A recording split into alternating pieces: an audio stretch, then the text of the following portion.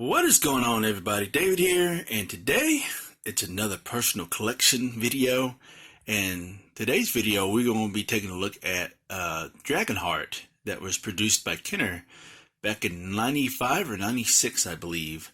And Dragonheart was one of my favorite movies as a teen, and it stars Dennis Quaid and Sean Connery. And as y'all know, Sean Connery is no longer with us anymore. Rest in peace. And he's the one that voiced Draco. And let's go ahead and dive into this. So, sorry about the glare. And so the first two figures are Bowen, and they are, like I said, this Bowen was portrayed by Dennis Quaid. And so, first up we have Bowen with spear shooting war wagon.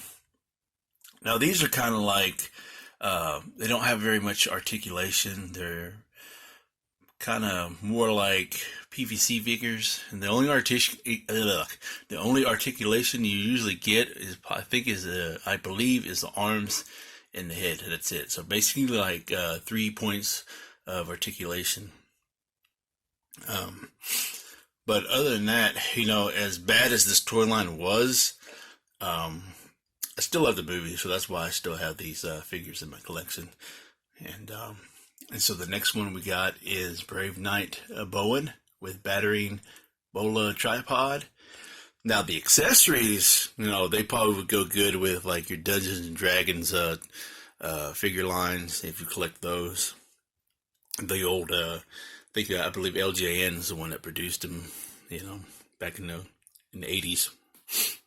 And then we have Kara with Kara with axe chopping combat cart, and I think, if I can remember correctly, she was portrayed by Dina Myers, and she was famously known for Starship Troopers. She was the wasn't the love interest of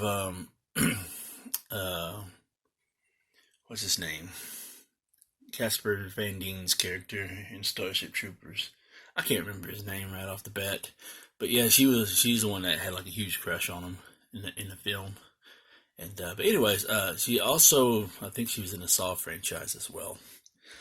And then down here we got Huey, and he comes with the boulder launching catapult. So, like I said, these accessories look really cool. Figures, not so much. And then we got Keen Einan, and he was portrayed by David Hewlett, I think. Hewitt or Hewlett, I think. But yeah, he was recently the villain in the first Wonder Woman film, and I think that's the latest thing I've seen him in. So he's still around. And then we got Felton with the spinning battle blade and mace. So, like I said, these figures aren't the best, they're not really anybody's likeness. So, he looks like him a little bit, just a little bit. So, these characters. Let me go ahead and get a close-up right there. So, that kind of sort of looks like Dennis Quaid a little bit, but, just covered up with the beard, just a little bit, not so much. I don't think they got the likeness like they did with Kevin Costner for the Waterworld and the Robin Hood lines, I don't think he signed off on it, but, they came pretty close. All right, moving on to the dragons.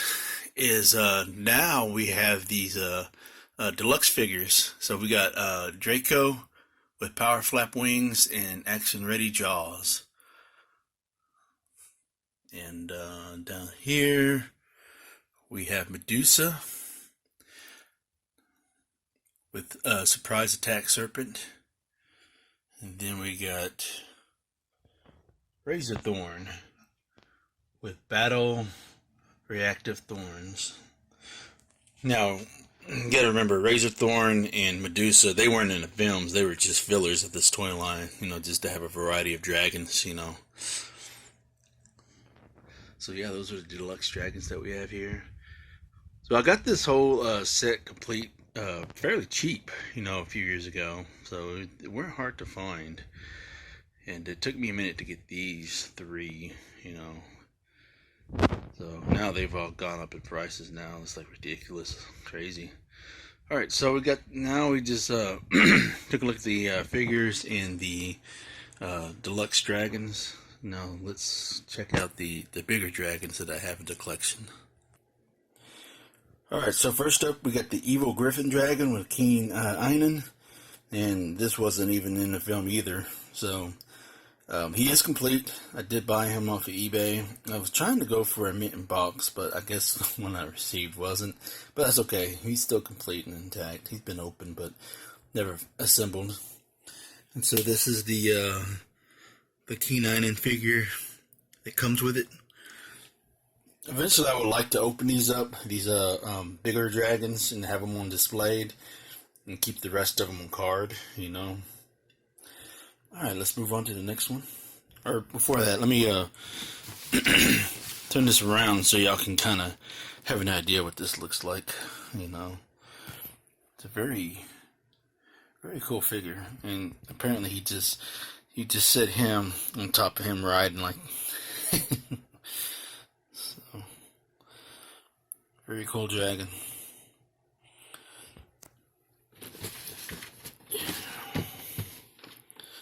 Alright, let's go on to the next one. Alright, and the final piece I have in this collection is Draco with Bowen. Excuse me. And I got this one fairly cheap as well a few years ago. And so like I said, a lot of these bigger figures have gone up as well as the Carter figures. So, there is, let's take a closer look. There is Bowen right there. Very cool. I love the artwork that Kenner does.